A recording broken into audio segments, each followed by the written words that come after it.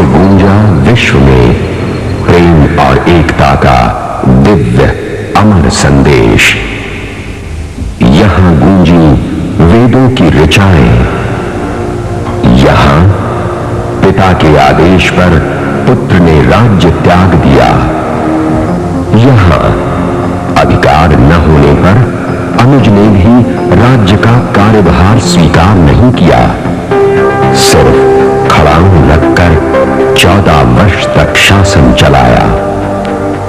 और इसी महान तपोभूमि में हुआ सभ्यता और शालीनता की महान ऊंचाइयों से मानव का साक्षात्कार। इसी पावन धरती पर जन्मी श्री कृष्ण के मुख से गीता, जिसने मानव जीवन को अमर संदेश सुनाया। लेकिन विदेशी आक्रमणों और क्षुद्र मानसिकताओं ने समय समय पर मां भारती के तन पर आक्रमण किए।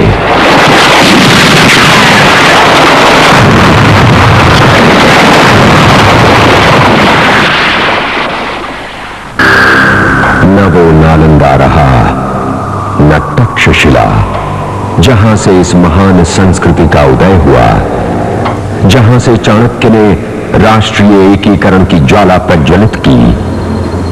वर्तमान में गंगा कावेरी तो है, पर सिंधु छीन ली गई है। इतिहास शायद फिर से अपने आप को दोहरा रहा है। भिन्न भिन्न रूपों में ये प्रहार आज भी निरंतर चल रहे हैं। भारत की समृद्धि और खुशहाली स्वार्थी शक्तियों की आंखों में खटक रही है। सदियों से भारत को खंडित करने की इच्छुक ये ताकतें आज आतंकवाद और अलगाववाद का रूप धारण कर अपनी विकरालता और अमानवीयता की हदें पार कर रही है। आजाद भारत के शासकों एवं कुछ राजनैतिक दलों, विशेषकर कांग्रेस की वोट बैंक की स्वार्थी राजनीति के कारण इस अलगाववाद को पनपने का पूरा पूरा मौका मिला है। इसी अलगाववाद से उपजा हमारा पड़ोसी देश पाकिस्तान आतंकवाद की आग में हमसे छाया युद्ध लड़ रहा है। विभिन्न राज्यों जैसे कश्मीर, पंजाब या असम में आतंक फैला रहे इन आतंकवादियों के चेहरे भले ही अलग हों, पर उद्देश्य सबका एक ही है, मां भारती को खंड खंड करना।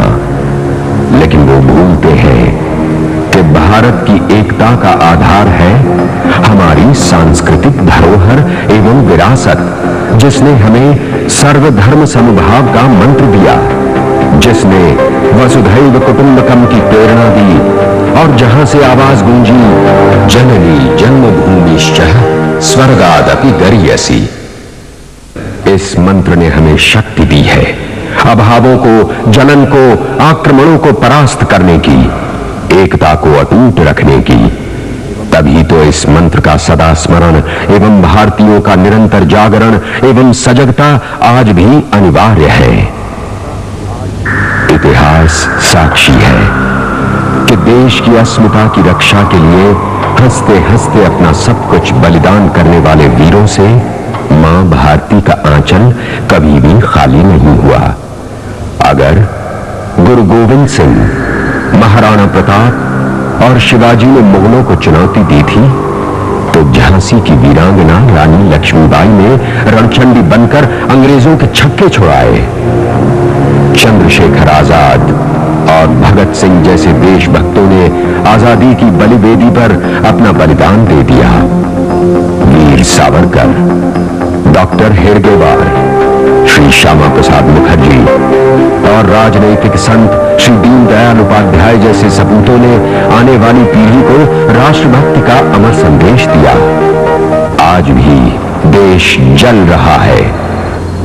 देशद्रोही शक्तियां भारत की पावन भूमि पर मृत्यु का तांडव नृत्य कर रही हैं, तो कैसे नहीं खौल उठेगा खून भारत मां की उन संतानों का जिन्होंने विरासत में पाई है देश प्रेम और बलिदान की प्रेरणा।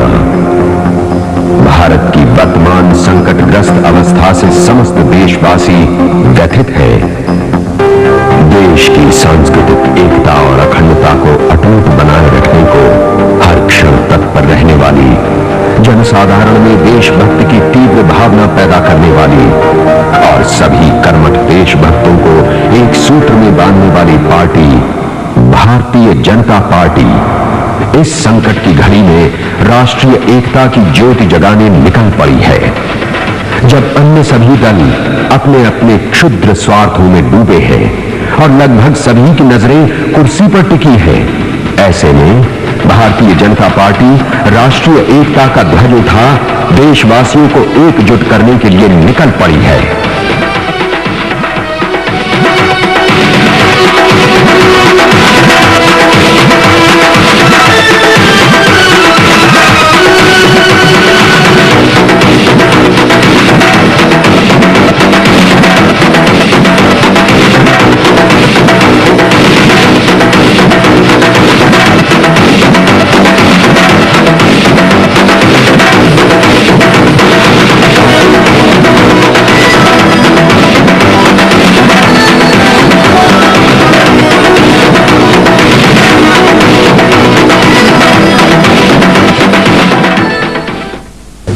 एक तरफ सांप्रदायिकता के आधार पर जन्मे विराज्यवाद के सिद्धांत का भूत आज भी मंडरा रहा है आतंकवाद के रूप में। इस आतंकवादी प्रवृत्ति का एक ही मकसद है, भारत को तोड़ना और फिर से एक बार भारत का विभाजन करना।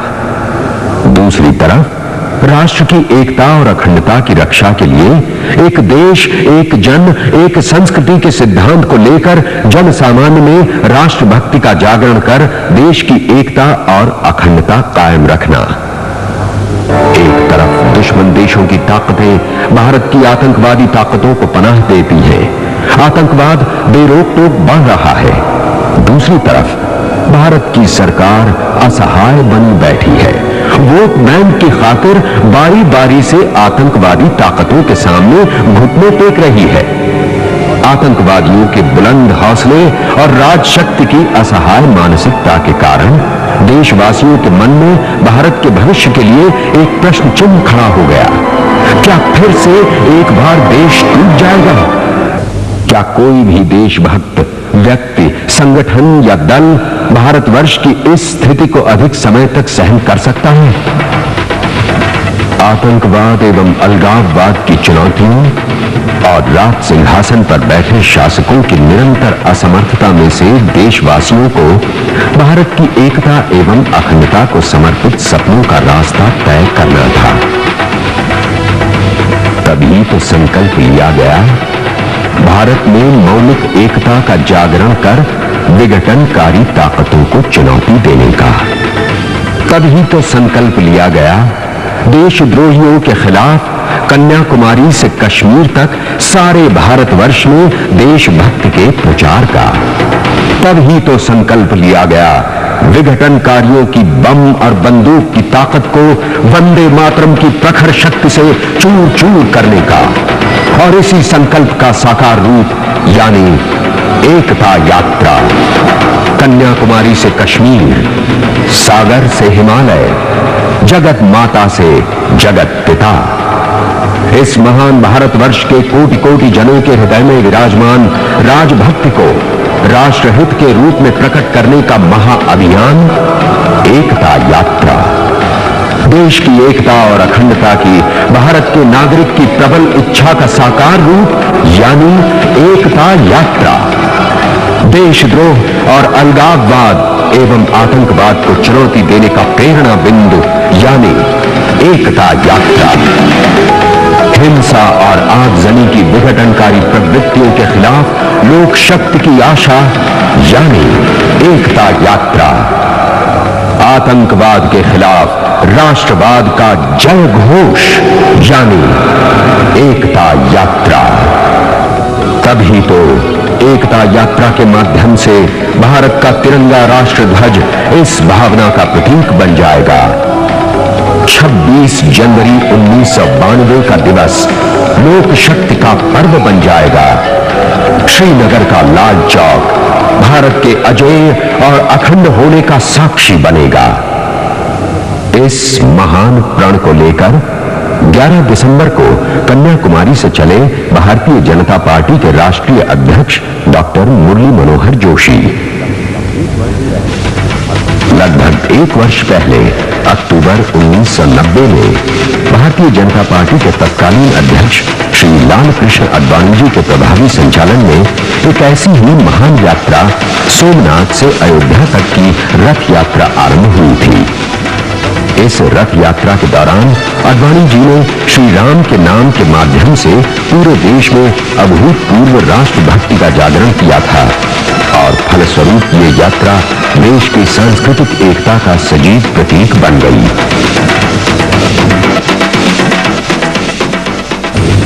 कन्याकुमारी 11 दिसंबर 1991 का ये स्वर्णिम दिवस, जहां देश के चरणों को छूता कन्याकुमारी और इसके ऐतिहासिक तटों को छूता 3 महासागरों के संगम का स्थल, यही वो स्थल है जहां से विवेकानंद ने भारत परिक्रमा करके राष्ट्र देवता की पूजा के लिए भारतवासियों को प्रेरित किया था। 11 दिसंबर सिख गुरु तेग बहादुर जी का बलिदान दिवस और प्रसिद्ध राष्ट्र कवि सुब्रमण्यम भारती जी की जन्मशती। भारतीय जनता पार्टी अध्यक्ष डॉक्टर मुरली मनोहर जोशी जी यात्रा आरंभ करने से पहले भारतीय जनता पार्टी के उपाध्यक्षों श्री कृष्णलाल शर्मा और श्री के जना कृष्णमूर्ति के साथ विवेकानंद स्मारक गए और विवेकानंद जी की प्रतिमा के सम्मुख शपथ ली। हम एक बार फिर प्रतिज्ञा करते हैं कि जीवन सर्वस्व देकर भी हम देश की एकता एवं अखंडता को सुरक्षित रखेंगे। वंदे मातरम। राष्ट्रीय एकता की शपथ और देवी कन्याकुमारी का आशीर्वाद लेकर जोशी जी ने ये यात्रा आरंभ की। उनके साथ हैं श्री नरेंद्र मोदी, जो कि इस यात्रा के अखिल भारतीय संयोजक का कार्यभार संभाले हुए श्रीनगर तक साथ जाएंगे।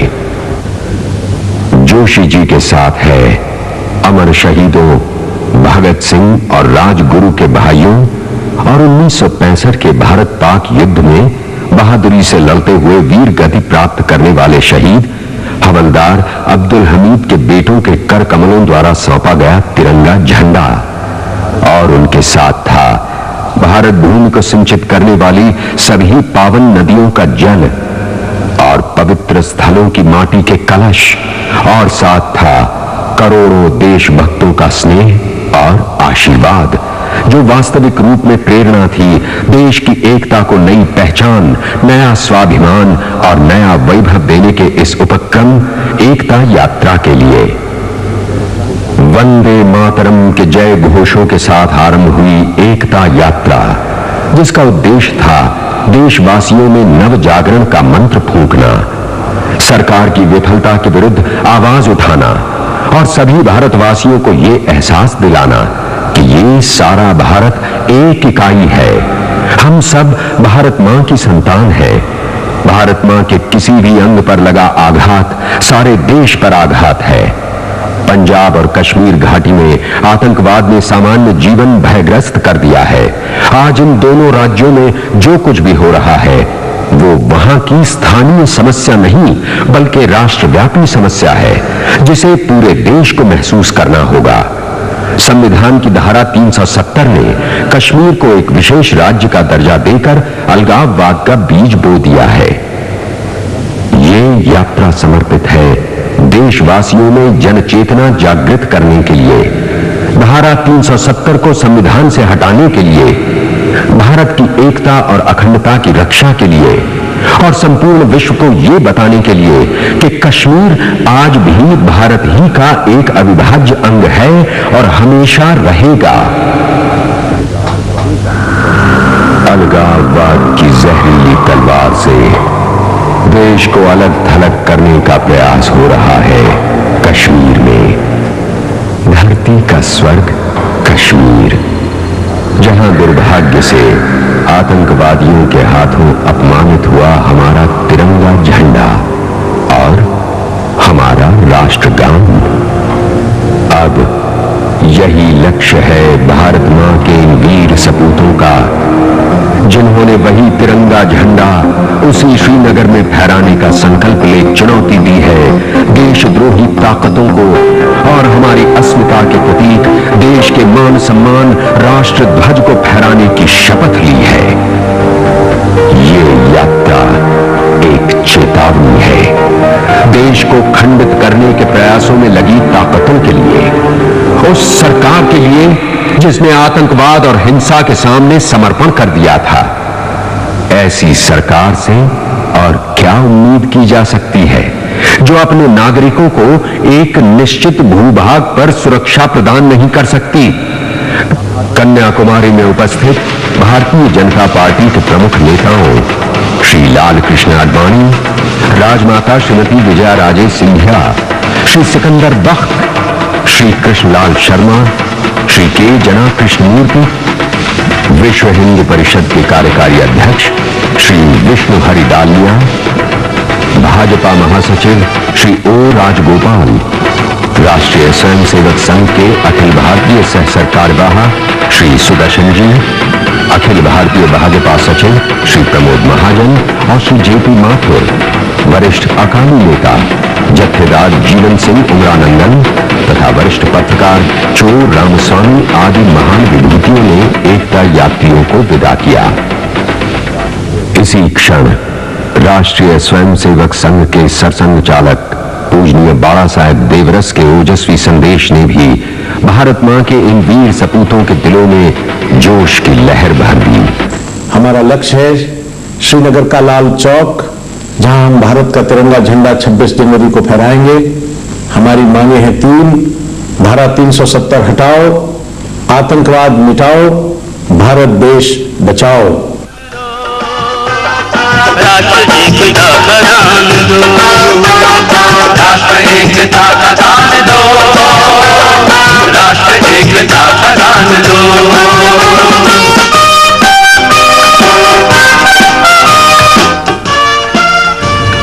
महान संत कवि तिरुवल्लुवर के जन्म स्थान तमिलनाडु से होकर ये यात्रा नारियल और सर्वाधिक साक्षरता के प्रदेश केरल में प्रविष्ट हुई।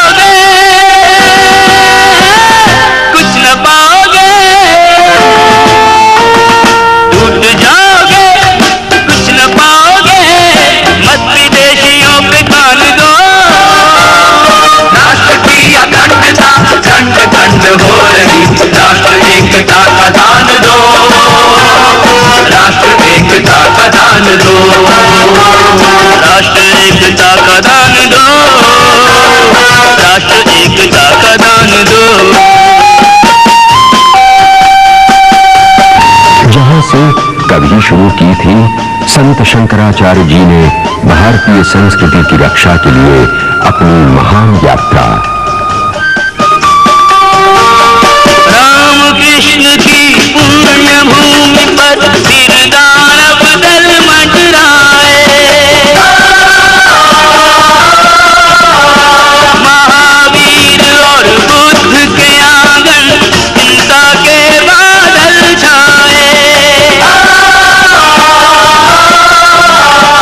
देख बहादुर हिंद की चादर मैली ना पड़ने पाए, नानक और कबीर की वाणी झूठी कर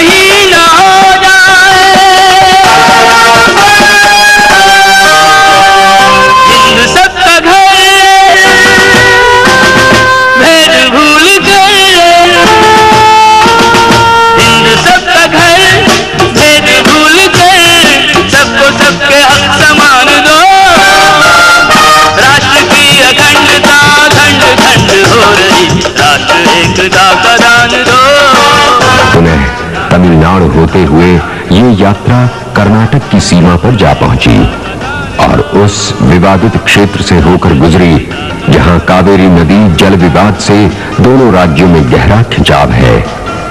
किंतु यात्रा के पहुंचते ही दोनों ओर से अपार समूहों ने आपसी भेदभाव भूलकर जोशी जी का अभिनंदन किया।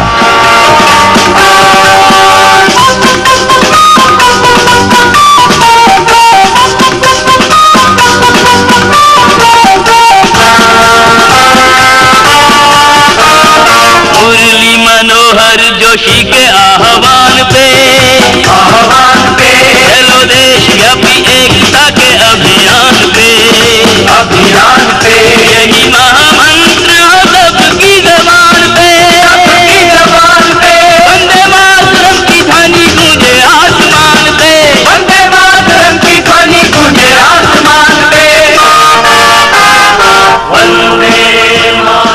फिर यात्रा प्रवेश कर गई आंध्र प्रदेश की सीमा में। नक्सलवादियों की धमकी और बंद के आवाहन के बावजूद आंध्र के निवासियों ने प्रदेश की सीमा पर एकत्रित हो अपनी जागरूकता का परिचय दिया। चल के साथ जोशी जी के हाथ, चल के साथ जोशी जी के हाथ, तीन रंग का निशान दो। राष्ट्र की अखंडता खंड खंड हो रही, राष्ट्र एकता का दान दो, राष्ट्र एकता का दान दो, राष्ट्र एकता का दान दो, राष्ट्र एकता का दान दो।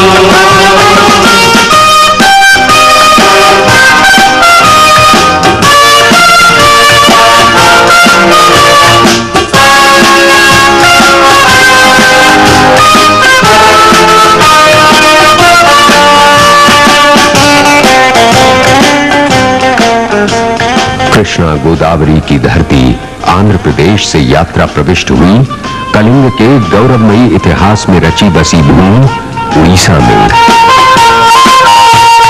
हौसले बुलंद है जवां है काफिला, हौसले बुलंद है जवां है काफिला, हाँ अभी यहाँ अभी वहाँ है काफिला, हाँ अभी यहाँ अभी वहाँ है काफिला।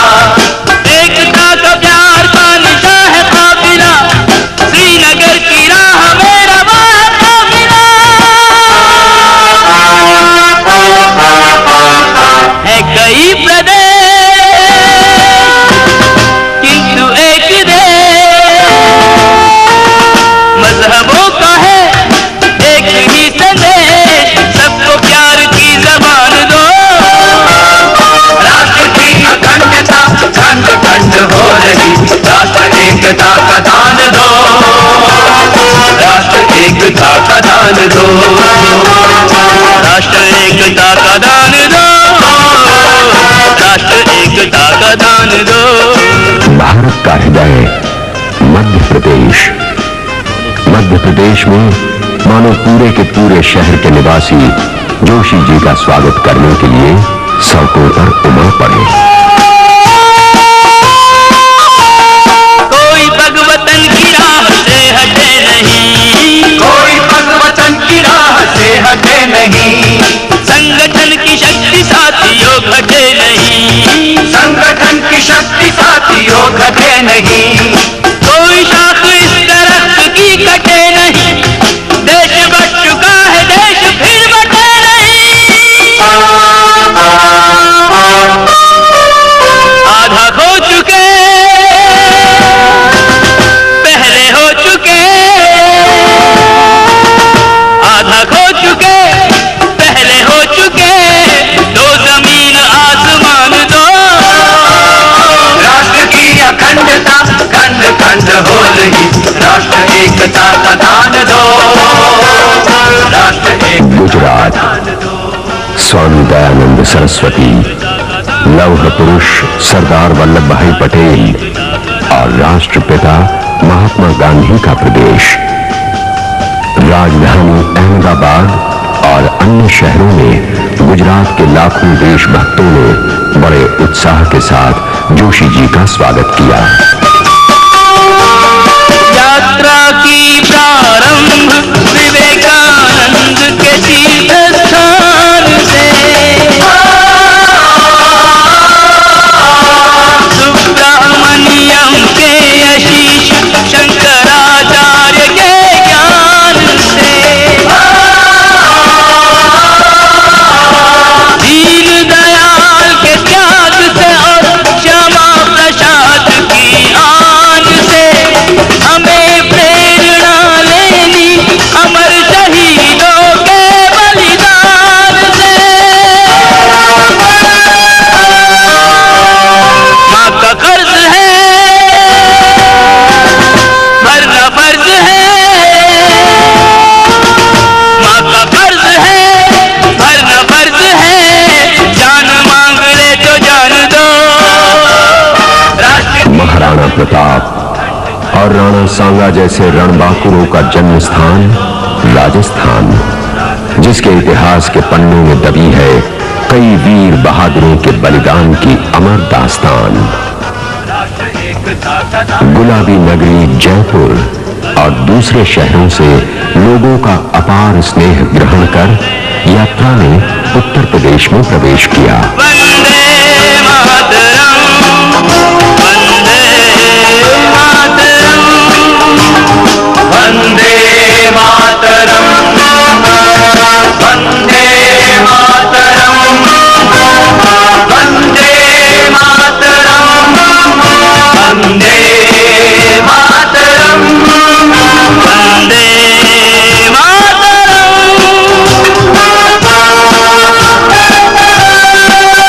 वंदे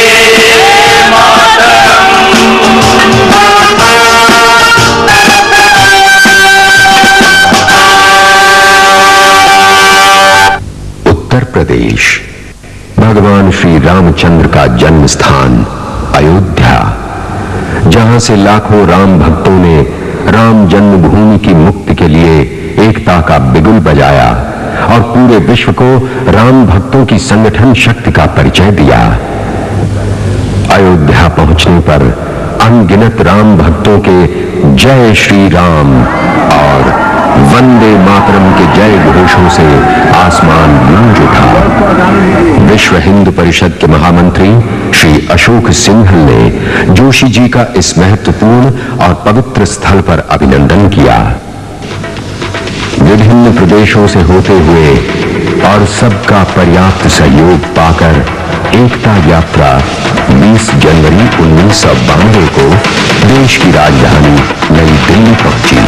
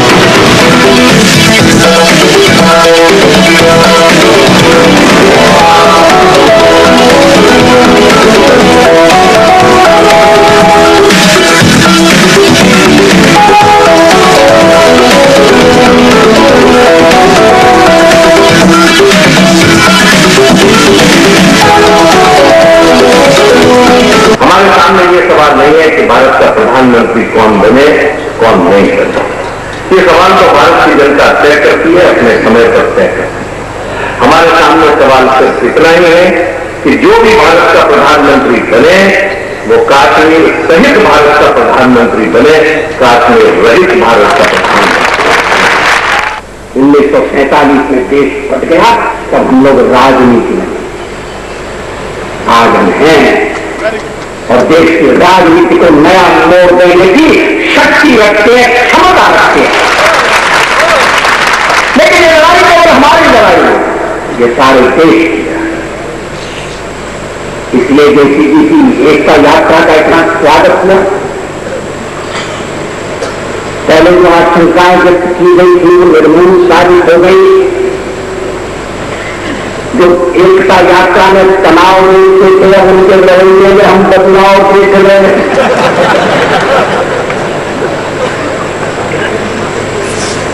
मुझे भरोसा है केंद्र सरकार बुद्धिमत्ता से काम लेगी, यात्रा रोकने की गलती नहीं करेगी। एक बार अडवाणी जी की यात्रा रोकी गई थी तो रोकने वाली सरकार का क्या हश्र हुआ था ये मुझे बताने की जरूरत नहीं। नई दिल्ली से यह काफिला 22 जनवरी को कश्मीर की ओर रवाना हुआ। केंद्रीय गृह मंत्री श्री S.B. चौहान ने एकता यात्रा की आतंकवाद से ग्रस्त पंजाब और जम्मू कश्मीर में किसी भी तरह की सुरक्षा की जिम्मेदारी लेने से साफ इनकार कर दिया था। किंतु बढ़ते हुए तूफान के वेग को भला कौन रोक सकता है। अपार जन समूह के साथ जोशी जी ने अपनी यात्रा को जारी रखते हुए हरियाणा में प्रवेश किया। हरियाणा में पानीपत के ऐतिहासिक युद्ध की गवाह रह चुकी ये महान भूमि और श्रीमद् भगवद गीता की उपदेश भूमि कुरुक्षेत्र से आशीर्वाद पाकर ये यात्रा अंततः पंजाब में प्रविष्ट हुई।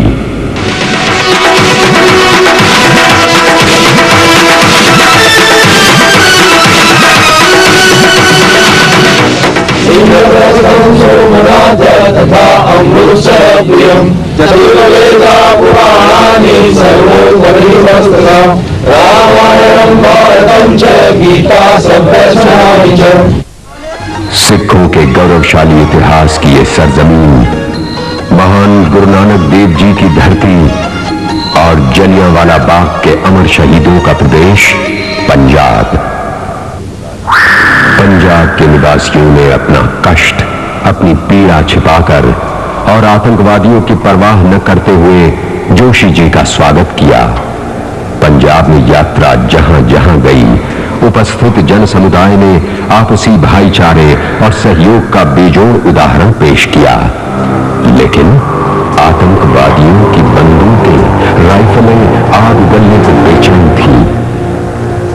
एकता यात्रा में शामिल होने के लिए बसों द्वारा मथुरा जिला से आ रहे भारतीय जनता पार्टी कार्यकर्ताओं पर पंजाब में फगवाड़ा जालंधर राष्ट्रीय राजमार्ग पर आतंकवादियों द्वारा की गई अंधाधुंध गोलीबारी से 5 एकता यात्री शहीद हो गए और 38 अन्य यात्री घायल हो गए।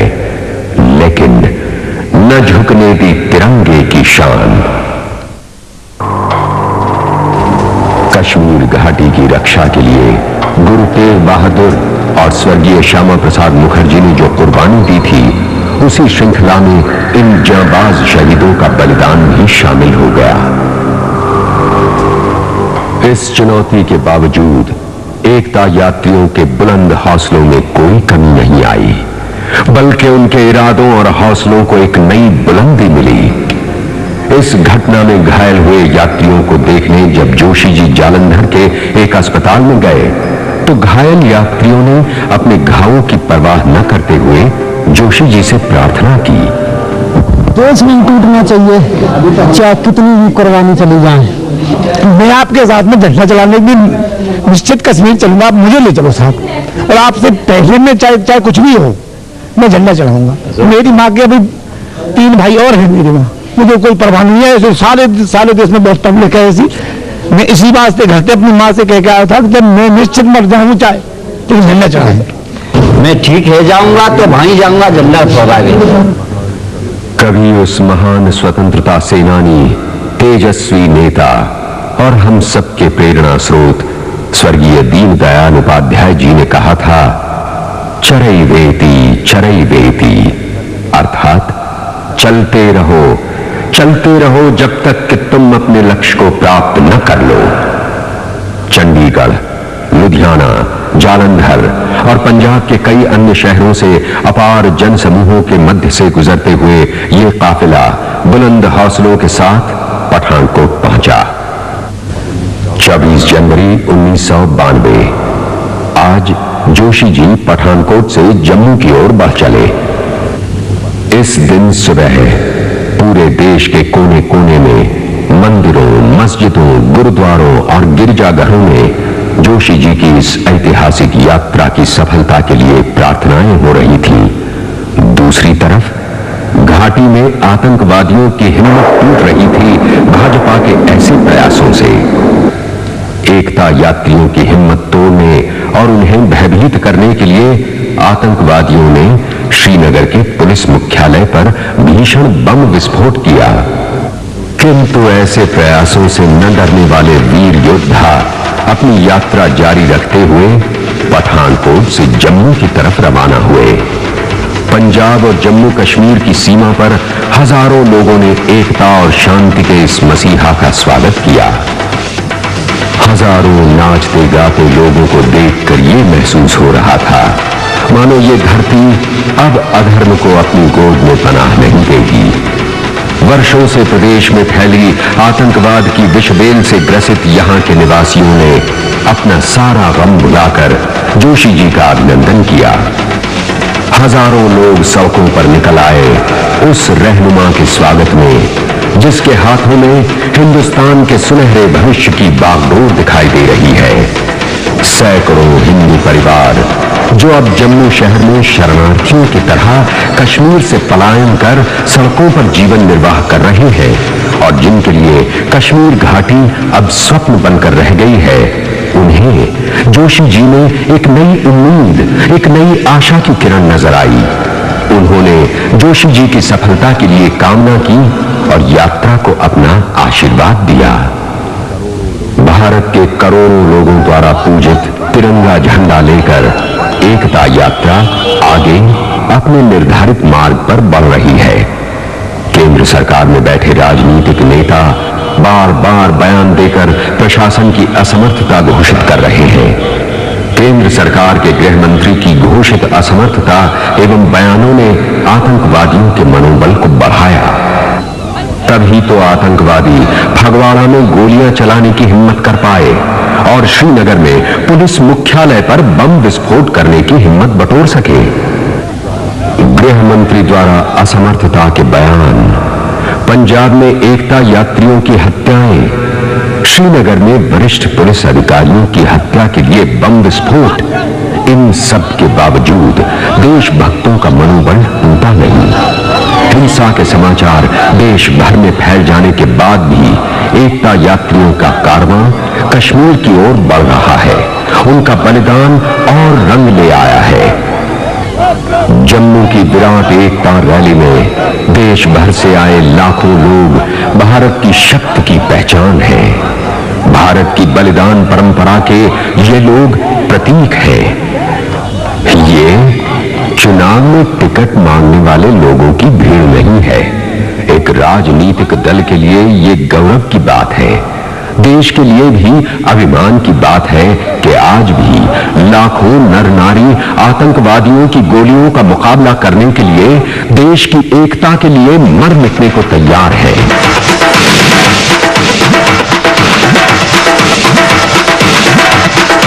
मैं उन उग्रवादी और उन मुसलमान भाइयों को जो कि हमसे अलग होना चाहते हैं उनका कहना चाहते हैं कि हमारे परिवार के आप हो, आप अलग होना चाहते हो तो ये बड़े दुख की बात होती है। कोई भी परिवार के लोगों को अच्छा नहीं लगेगा कि हमसे अलग आप हो सकें। तो मैं आपसे यही अर्ज करना चाहती हूँ कि हमारा भारत एक है, एक स्वरूप है, एकता के साथ हम रहेंगे, एक दूसरे को दुख सुख में मदद करेंगे और इस प्रकार हम एक होकर परिवार के रूप में रहेंगे। भारत माता हमारी माँ है और हम सब संतान हैं। इस ध्यान से रखकर यही परंपरा हमारे भारतीय जनता पार्टी की है और इसी परंपरा से जुड़े हुए लोग सब आ रहे हैं और विश्वास दिलाते हैं कि आपको हम आपको अलग नहीं समझते हैं। और इस यात्रा की सफलता ने आतंकवादियों को परेशान करके रखा है। लाल चौक में पोस्टर्स लगाए, दीवारों पर लिखा है, जिसने अपनी मां का दूध पिया हो वो श्रीनगर के लाल चौक में आए, आकर के भारत का तिरंगा झंडा फहराएं और अगर वो जिंदा वापस जाएगा तो आतंकवादी उसे इनाम देंगे। आतंकवादी काम खोल करके समझे। 26 जनवरी को परसों, अब चंद घंटे बाकी हैं, लाल चौक में फैसला हो जाएगा किसने अपनी मां का दूध पिया। इस आंदोलन ने 370 पर देश भर में बहस छेड़ दी है। इस आंदोलन ने देश भर में उग्रवाद का सामना किस प्रकार से करना पड़ेगा, इस पर बहस छेड़ दी है। इस आंदोलन ने पाकिस्तान की इस मामले में क्या भूमिका है, इसकी बहस छेड़ दी है। न केवल देश के अंदर लेकिन विदेश में भी, सारे विश्व भर में इसकी बहस छेड़ दी है। इस आंदोलन के अनेक शुभ परिणाम हैं। आने वाले 2 दिनों की घटनाएं मुझे विश्वास है कि एक कैटलिस्ट का काम करेंगी, जो कैटलिस्ट हिंदुस्तान की एकता पर पिछले 40 सालों में सबसे भयानक और भयंकर संकट जो पैदा हुआ है, उस संकट को हमेशा के लिए निर्मूल कर देगा। ये खून खराबा रुकना चाहिए, हम रोकना चाहते हैं। सुरक्षा बल बैरकों को वापस जा सकते हैं अगर नौजवान पड़ोसी देश से लाए हुए हथियार रख दें, हथियार छोड़ दें, हथियारों को अलविदा कह दें। वो हथियारों से भारतीय गणतंत्र को नहीं झुका सकते। और गणतंत्र के इसी संकल्प को परसों श्रीनगर में लाल चौक में उद्घोषित करने के लिए हमारे राष्ट्रीय अध्यक्ष डॉक्टर मुरली मनोहर जोशी जी जा रहे हैं। 25 जनवरी 92 जम्मू के पवित्र रघुनाथ मंदिर से आशीर्वाद लेकर उधमपुर के रास्ते श्रीनगर की ओर बढ़ चली ये यात्रा। उसी रास्ते से जहां सदियों से मां वैष्णो देवी का आशीर्वाद पाने के लिए भक्तगण दूर दूर से आते हैं, उसी श्रद्धामय धार्मिक इतिहास को रचने वाली पहाड़ी शिखरों और मां वैष्णो देवी के निवास स्थान की परम पूजनीय शिलाओं के मार्ग से जोशी जी श्रीनगर की तरफ बढ़ चले। यहाँ मां वैष्णो देवी ने एक कवच बनकर अपने इस महान सपूत की रक्षा की। भारतीय जनता पार्टी के समर्थ नेतागण ने तय किया, कार्यकर्ता गोली नहीं खाएंगे, पहले नेता बलिदान देंगे। इसके बावजूद देशभक्ति एवं बलिदान की भावना से प्रेरित हजारों कार्यकर्ता श्रीनगर की ओर चल पड़े। वे इस संकट को जानते थे, उन्हें गोलियों और बम की विनाशक शक्ति का परिचय था, फिर भी भय का कहीं नामो निशान नहीं था। उनके होठों पर गूंज रहा था वंदे मातरम का महामंत्र। उनकी आंखों में था भारत की अखंडता का स्वप्न।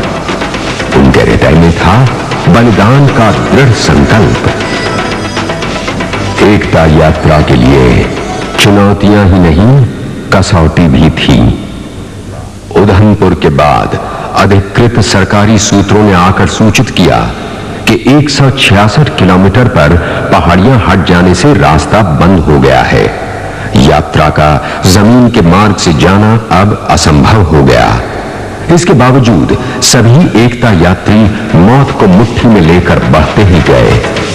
रास्ते में पहाड़ियों के गिरने से आई रुकावटों को हटाते गए, लेकिन 166 किलोमीटर पर गिरे बड़े पहाड़ के मलबे और पत्थरों को हटाना संभव नहीं हुआ। रात भर ये एकता यात्री वहीं पर वंदे मातरम का जयघोष करते रहे। रास्ता टूटा था, हजारों एकता यात्रियों को रुकना पड़ा था, पर भला एकता यात्रा कैसे रुकती? ध्येय पथ के ये पथिक हार कैसे मानते? ऐसे समय में ही तो नेतृत्व की कसौटी होती है। रास्ता बंद हुआ है कि नहीं, सरकार की बात सच है कि झूठ? एकता यात्रा को 166 किलोमीटर तक जाकर सच्चाई को तलाशने का वक्त ही कहां था। समय की सीमा थी, तिरंगे को लेकर श्रीनगर पहुंचना था। ऐसे कठिन समय में दुविधा से काम कैसे चलता? मंजिल से जुड़े लोग मार्ग की चिंता कहां करते हैं? छत्रपति शिवाजी का यही तो संदेश है कि वीर पुरुष हमेशा लक्ष्य को देखते हैं, हर कीमत पर उन्हें लक्ष्य को पाना होता है। जोशी जी भी कैसे हार मान सकते थे? अगर सड़क का मार्ग नहीं तो वायु मार्ग सही। पहले हेलीकॉप्टर से जाने का प्रयास किया गया, लेकिन बर्फ ज्यादा होने के कारण आधे रास्ते से वापस लौटना पड़ा। परंतु रुकने का नाम नहीं था। किराए से विमान लिया गया। अंधेरी रात में बम के धमाकों, बंदूकों और पिस्तौलों की चिल्लाहट को चीरते हुए एकता यात्रा वायु मार्ग से श्रीनगर पहुंची। 26 जनवरी 1992 भारत का गणतंत्र दिवस। श्रीनगर का ऐतिहासिक लाल चौक सरकार की ढुलमुल नीतियों और कायरता के कारण जहां हर वर्ष मां भारती को अपमानित किया जाता रहा, गणतंत्र दिवस पर जब पूरे देश में तिरंगा फहराकर भारतीय सम्मान का शीर्ष ऊंचा किया जाता था, उसी तिरंगे झंडे को तब यहां जलाया जाता था। सरकारी समारोहों में झंडा लहराकर सरकार अपने कर्तव्य की इतिश्री समझ लेती थी। देश प्रेमियों को ये बात कैसे न कचोटती। जान हथेली पर ले मां भारती के अपमान को सह न सकने वाले यहां पहुंच चुके हैं। उधर आतंक फैलाने वालों ने भी अपने कुकृत्य करने की ठान ली थी। जोशी जी को श्रीनगर में देख उन्होंने लाल चौक पर रॉकेट दागने शुरू कर दिए। चारों ओर से गोलियों की बौछार हो रही थी। संपूर्ण विश्व की नजरें लाल चौक पर लगी थी। पाकिस्तान के सपनों के महल ढह रहे थे। गैर भाजपा दलों की नींद उड़ी हुई थी। इस राष्ट्रीय गौरवपूर्ण घड़ी को भी वो राजनीतिक स्वार्थ के पलड़ों में तोड़ रहे थे। दूरदर्शन ने भी इस महान घड़ी को संजोने का कोई प्रयास नहीं किया और वो चिर प्रतीक्षित निर्णायक घड़ी आ ही पहुंची। मां भारती के सम्मान के लिए जान की परवाह किए बिना शूरवीरों ने लाल चौक पर कदम रखा। जोशी जी अपने सहयोगी श्री नरेंद्र मोदी और अन्य साथियों के साथ सुबह 8:25 पर लाल चौक पहुंच गए। भारतीय जनता पार्टी के अन्य नेताओं, पदाधिकारियों, सांसदों और अन्य कार्यकर्ताओं ने उनका स्वागत किया। शौर्य का सूर्य चमक उठा है। मां भारती गौरवान्वित है। जन जन की अभिलाषा पूरी होने का समय आ ही गया। कन्याकुमारी में ली गई शपथ पूरी हुई और जोशी जी ने लाल चौक पर तमाम मुश्किलों को पार कर राष्ट्र के सम्मान का प्रतीक तिरंगा झंडा फहरा दिया। आम नागरिकों द्वारा शायद पहली बार लाल चौक पर सम्मान पूर्वक तिरंगा लहराता देख आतंकवादियों के हौसले पस्त हो गए। पाकिस्तान को समझ में आ गया कि अब जाग उठा है हिंदुस्तान। संपूर्ण विश्व ने देखा और जाना कि भारत की सरजमीन पर भारतीय अस्मिता और गौरव के प्रतीक तिरंगे का अपमान असंभव है।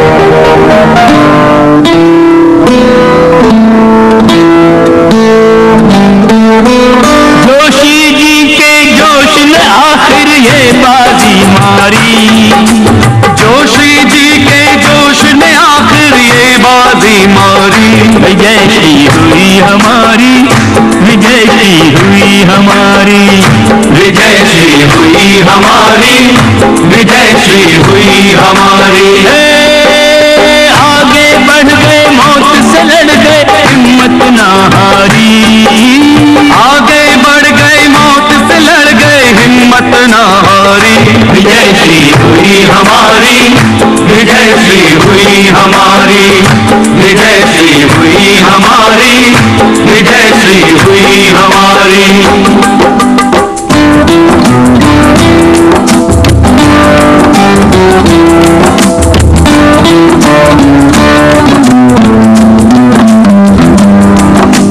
बहते हुए दरिया की यारो रुकती नहीं रवानी, रुकती नहीं रवानी। उसकी जीत सुनिश्चित जिसके संग है जोश जवानी, संग है जोश जवानी। या पहुंचे मंजिल पे एकता यात्रा के सैलानी, यात्रा के सैलानी। साहस के इतिहास में फिर से लिखी नई कहानी, लिखी नई कहानी। प्राण तिरंगे झंडे के रंगों पर बलिहारी, प्राण तिरंगे झंडे के रंगों पर बलिहारी विजय श्री हुई हमारी विजय श्री हुई हमारी विजय श्री हुई हमारी विजय श्री हुई हमारी। जोशी जी के जोश ने आखिर ये बाजी मारी जोशी जी के जोश ने आखिर ये बाजी मारी विजय श्री हुई हमारी विजय श्री हुई हमारी विजय श्री हुई हमारी विजय श्री वंदे मातरम विजय श्री वंदे मातरम विजय श्री वंदे मातरम विजय श्री वंदे मातरम विजय श्री वंदे मातरम।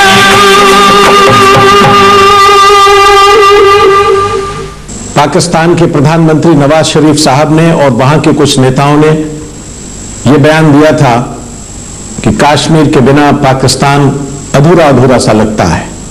उन तमाम लोगों को मेरा जवाब यह होगा कि अगर कश्मीर के बिना पाकिस्तान अधूरा अधूरा है तो पाकिस्तान के बिना हिंदुस्तान भी अधूरा है।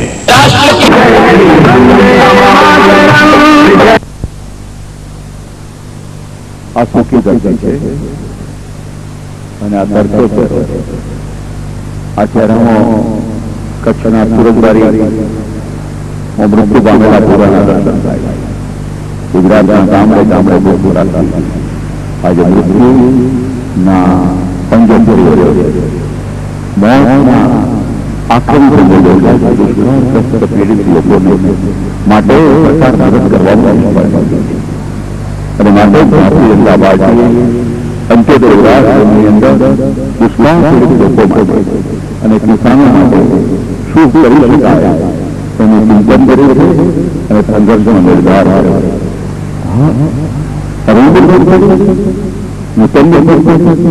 કોન્ટિન્યુઅલ એમટીસી અને જીએસટીસી મિલોનો પગાર મળતા નથી ચાલીઓ આટલા બધા લોકો બેકાર થયા 50,000 જેટલા કામદારો ગુજરાતમાં બેકાર થાય એ પરિસ્થિતિ સર્જાઈ છે તો ઘણા બેકાર કામદારો સિવાય નાના મોટા કારખાનાઓ બંધ પડ્યા સરકારને કાંઈ પડી આ બેકાર કામદારોને રોજગાર રજૂ કરવા માટે એને રોજગારી આપવા માટે એને કામ આપવા માટે ભારતીય જનતા પાર્ટી તમારી પડખે છે। ચાલો વિરાટ અંત્યોદય રેલીમાં જોડાઓ કામદાર અને કિસાન સાથે મળીને દેશમાં નવી ક્રાંતિની શરૂઆત કરી આ ભૂખ્યો ભારત નિશાળો ચલાવવા બદલે રમત રમવા માંગવું પડે એ નિશાળો ત્યારે પહેલા તો અમે 10 કિલો ઘઉં મળતા હતા અને આજે નિશાળના દરવાજા બહાર ઉભો છે। હા આ ભ્રષ્ટ સરકારને કારણે મારું બાપ એટલું જ યાદ કરાવવાનું છે કે આ બધાના માટે જરૂરી છે વિકાસને છેલ્લા કર સેવાના માનને ઊંચો ચલાવવો છે। તો ચાલો આપણે અંત્યોદય રેલીની અંદર માન્યવર